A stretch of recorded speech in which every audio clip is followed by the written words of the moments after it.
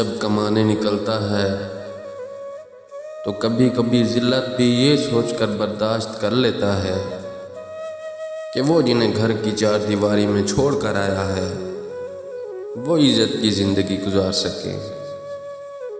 मर्द वो हस्ती है जो छोटी उम्र से लेकर तख्ता गुस्ल तक दूसरों की खातिर जीता है।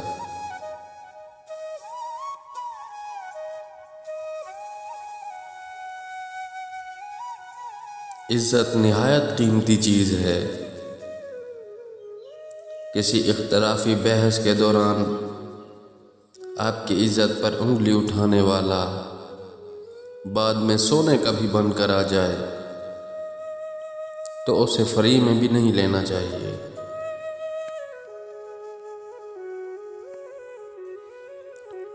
मिट्टी का मटका और रिश्ते की कीमत सिर्फ बनाने वाले को ही पता होती है, तोड़ने वाले को नहीं। गलत होकर खुद को सही साबित करना इतना मुश्किल नहीं होता जितना सही होकर खुद को सही साबित करना होता है।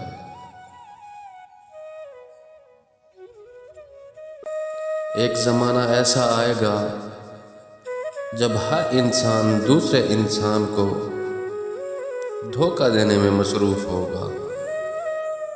पूछा गया, जब सब धोखा देने में मसरूफ़ होंगे तो धोखा खाएगा कौन? जवाब मिला, जो एतबार करेगा।